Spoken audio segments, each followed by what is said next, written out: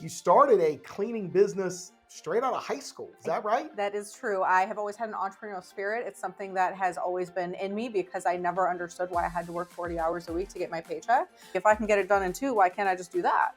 So when I was 18, I was like, I'm going to start my own business. So I did. I started a Southern Belle cleaning company, and I laugh about that because Florida's the only place you have to drive north to get to the South. But I wanted to bring the Southern to it. So I was Southern Belle Cleaning, and then I ended up taking a break from being an entrepreneur. I had some children early in life, and thank God I did, because I love it. I work with my daughter now. I've always worked with her since she was 14. We did the whole cleaning company we have now together, and we do the podcast together. Welcome to another episode of Best of Johnston County, brought to you by Breeden Law Office.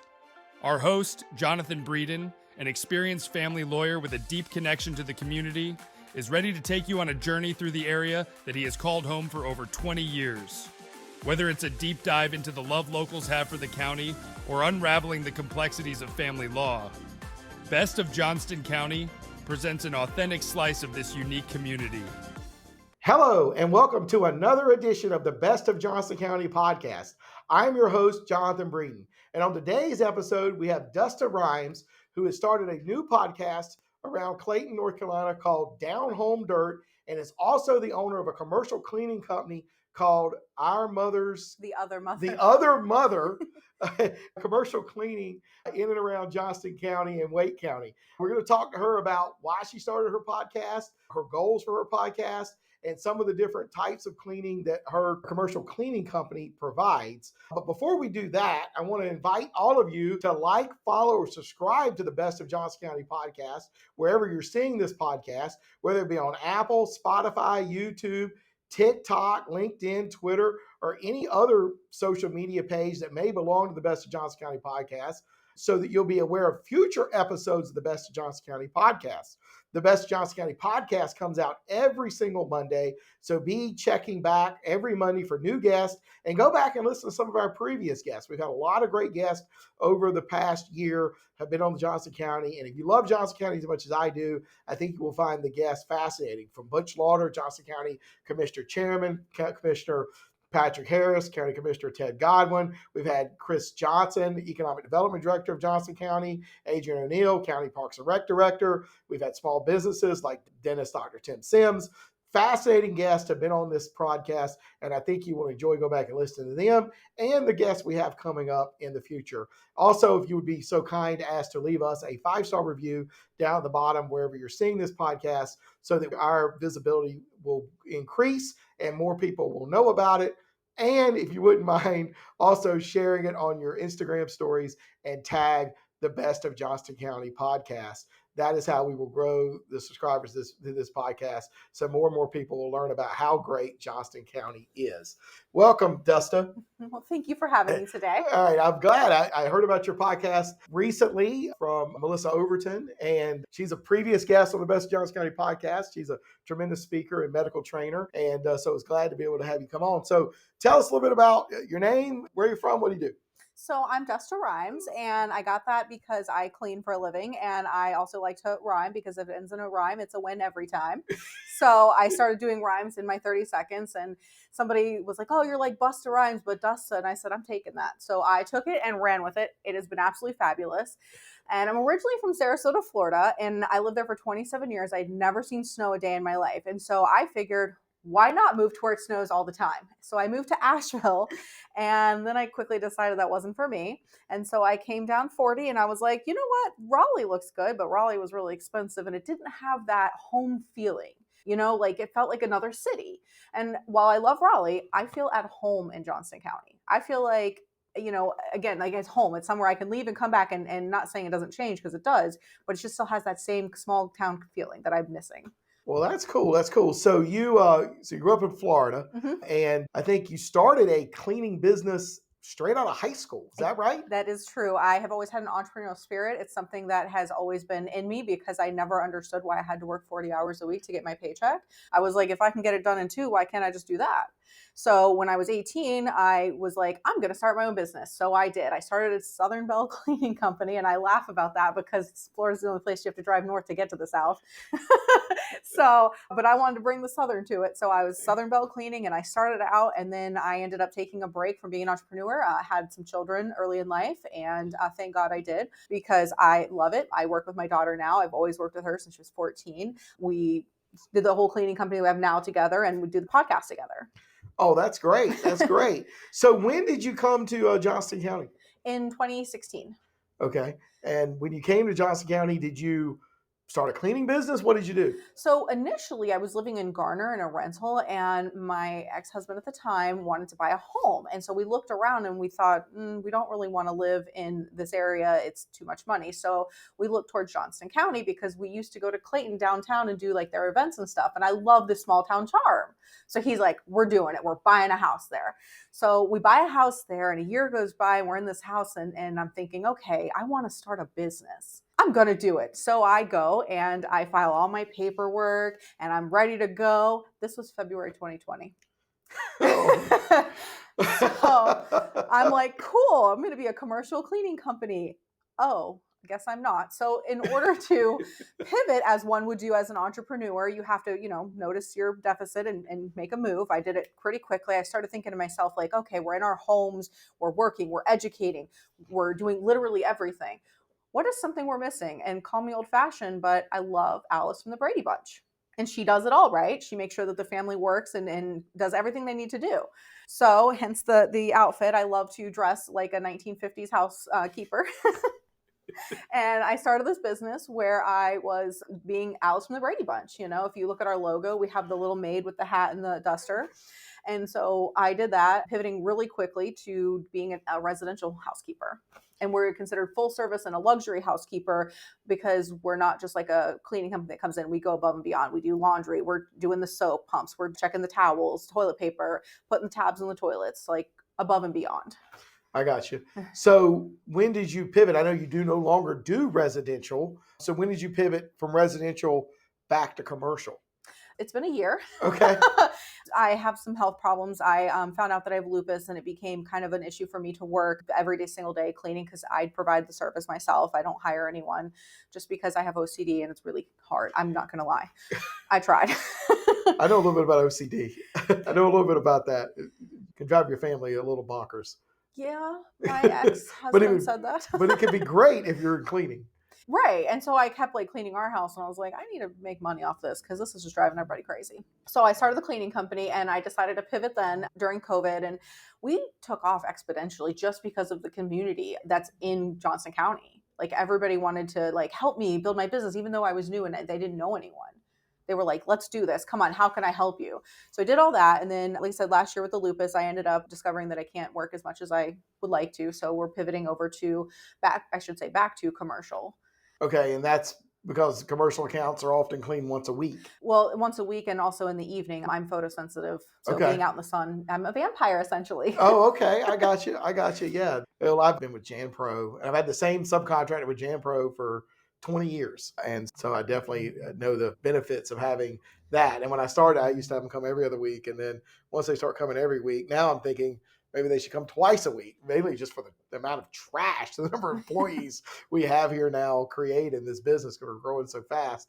Well, that's awesome. So are there particular types of commercial accounts or certain sizes that are you shooting for 1,500 to 2,000 square feet? You looking for bigger? You looking for, what kind of commercial accounts are you looking for? So I'm looking for small to medium-sized businesses. Looking for somebody, no warehouses, nothing like that. Looking specifically for offices, no medical. We don't do things like that because that takes a different type of license, actually, I found out. So we don't want to do anything medical, but just looking for small to medium-sized businesses that would like to have us come in and take out the trash, handle the toilets, the sinks, the carpets, making sure that everything is fresh for them to work. Right. And that business is called the other mother. The other mother, not your other mother. It's the other mother. It's the other mother. And the reason I named it that is my daughter's name is Coraline, and I love the movie Coraline. And when I was looking for a name for the business, I kept thinking to myself, everything I wanted was taken because I went on the Secretary of State and I had to check first, right? So I'm checking and I'm like swept away. No, like they're a business. And I was like looking at some other ones and I was like, looked at her and I went, oh, there's the answer. Because in the movie, I know that it's like dark, but the other mother took care of everything because her actual mother was busy working. So I was like, that's great for advertising. So does that company have a website? Yes. Okay, what's that website? It's theothermothercleaning.com. Okay, all right. And what's its phone number? We are 919-205-8520. All right, and it's still you're still taking clients? You're still getting Absolutely. commercial So clients? we are looking for commercial clients currently. And you can text that phone number too. It's probably the easiest way to get a hold of me, to be honest. But we are looking for new clients. Right now we have a contract with the town of Selma, which we love. Oh man, that's awesome. I love them so much. They're great to work with, and they've given us, we got to do the train station. Oh, they just did the ribbon cutting for the reopening of the train station in Selma just a couple of weeks ago. Yeah, we got to clean it beforehand. I was so excited. Oh, that's awesome. That's awesome. I want to go see how they've redone it. I know they've sort of made it look just like it did 100 years ago. Yeah, it was a centennial. That's what it was. I remember now. Yeah, so that's cool. I was going to try to go to the ribbon cutting, but I had something else because I thought that'd be pretty kind of neat. It's a big deal for Selma. A lot of great things going on in Selma. I talk about Selma all the time on this podcast. Hopefully we'll be able to get the mayor on here before too long. That would be cool. So, yeah, he's a really nice guy. Have family law questions? Need guidance to navigate legal challenges? The compassionate team at Breeden Law Office is here to help. Visit us at www.breedenfirm.com for practical advice, resources, or to book a consultation. Remember, when life gets messy, you don't have to face it alone. So let's talk about your other business that you've now started, this podcast, Down Home Dirt. Tell me a little bit about where did the idea to start a podcast come from? I love listening to podcasts. My mother's a paralegal, so I learned a lot of little isms throughout the years. And one of them was, the education is free if you just pay attention.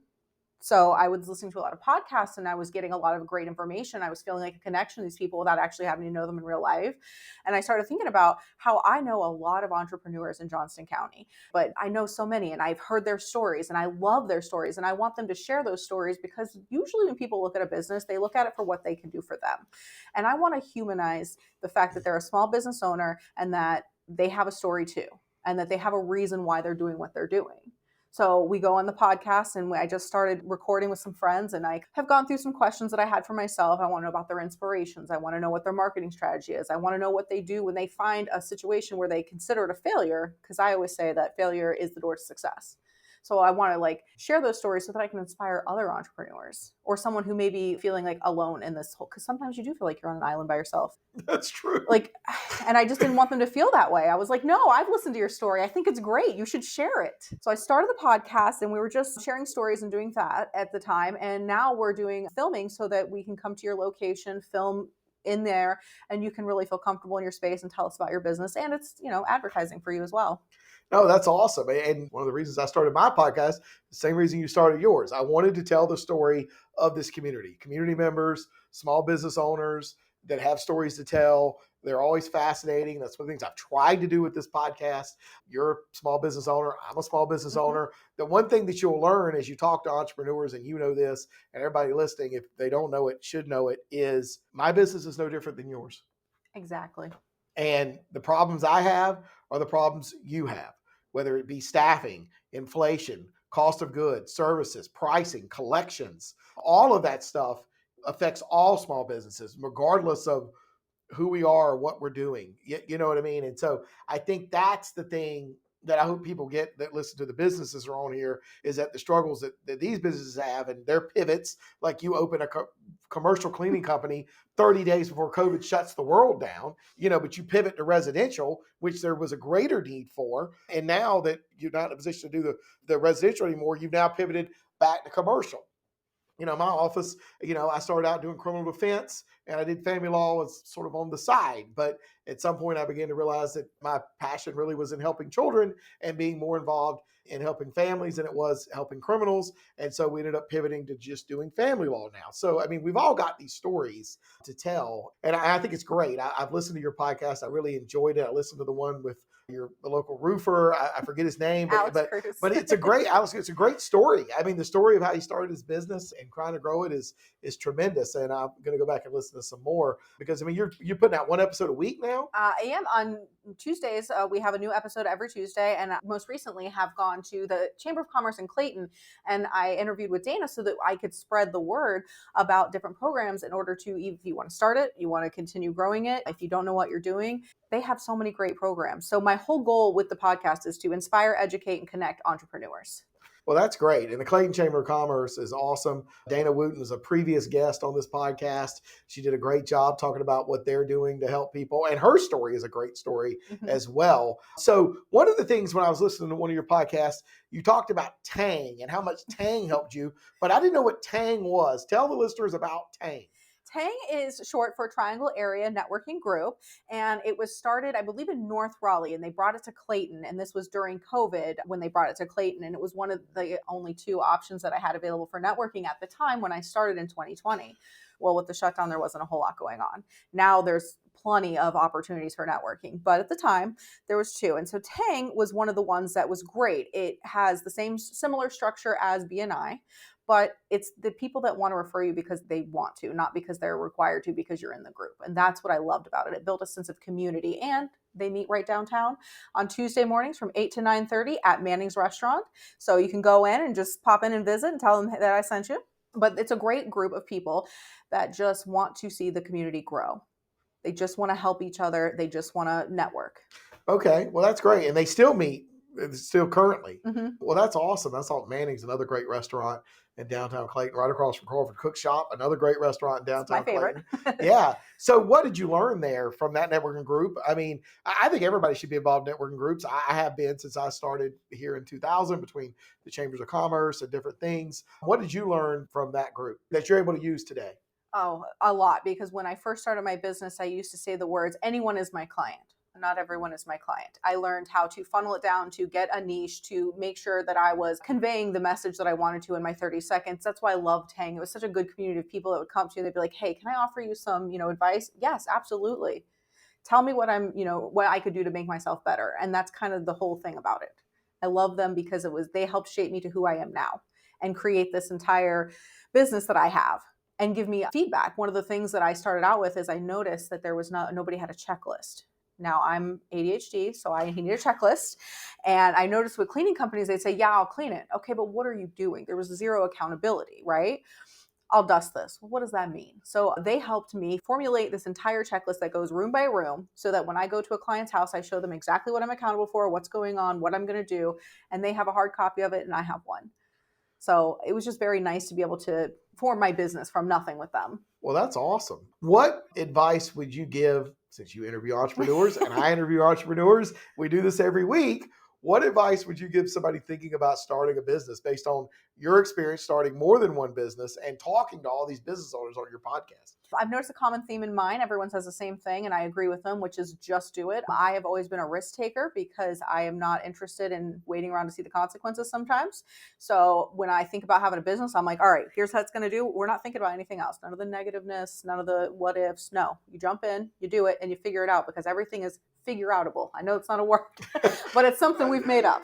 Right. Well, I mean, I don't disagree. I don't disagree. And I think the biggest thing, I've learned in being an entrepreneur is you have to make decisions. And not making a decision It's still making is a decision, yes. Right? I mean, so, you can sit here and you can get this sort of paralysis by analysis and you can tell all the things that are going to go wrong and have all this anxiety and not go anywhere. But you have to make a decision to be better today than you were yesterday. And if things start to go wrong, you're going to pivot just like you did before you go off of a cliff. So, you say, you've run through all these scenarios in your head, but in the end, none of them are actually going to come to fruition because you're going to make a different decision if you start going down a path that you don't like. But people don't start down any path for fear that they're going to go down the wrong path. I've noticed that a lot too. And that's another reason why I try to educate entrepreneurs and tell them, hey, you started it, right? Maybe you don't know where to go. Maybe you don't know, but here's some information on how you can get there, and always ask questions and always talk to other people because that's where it is. Again, the education is there. You just have to pay attention.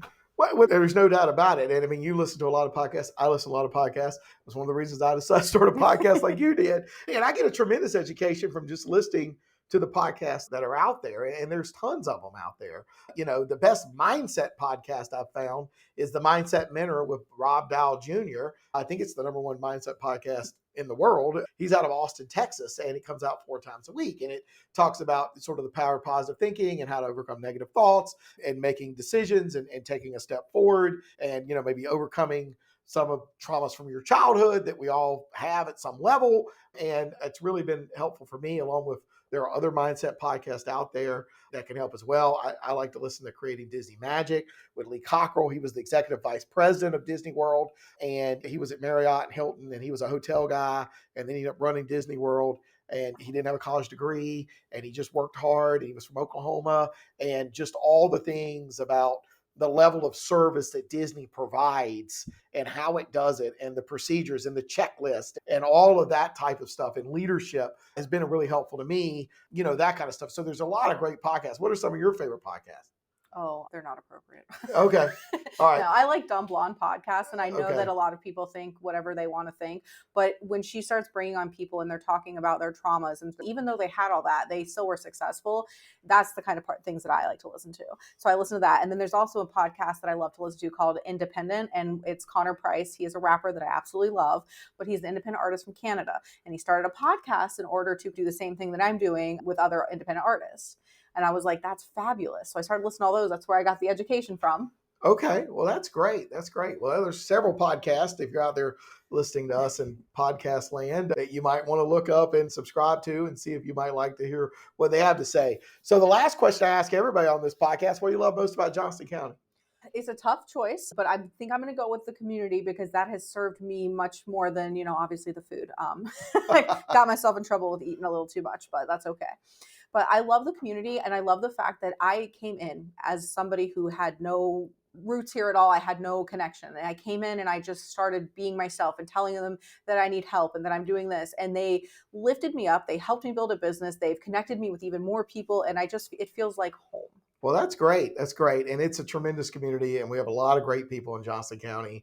And it's been my home for the last 24 years. It's been your home for the last few 5. years, 5 years as well. And I think that's what everybody listening to this would agree, is that the people in the community is what makes Johnston County special. So anyway, but your podcast is on Apple. That's where I found it. Is it on Spotify too? It's on Apple, Spotify, Amazon Music. Okay. All right. Down Home Dirt. So definitely go and search for that. I've listened to it. I've enjoyed it. It's other community members just like my podcast here. So we'd like to thank Dusta Rhymes for coming on and being our guest on today's episode of the Best of Johnston County Podcast. As we always do, we'd like to remind you to like, subscribe, or follow this podcast wherever you see it so that you'll be aware of future episodes of the Best of Johnston County Podcast. Until next time, I'm your host, Jonathan Breeden. That's the end of today's episode of Best of Johnston County, a show brought to you by the trusted team at Breeden Law Office.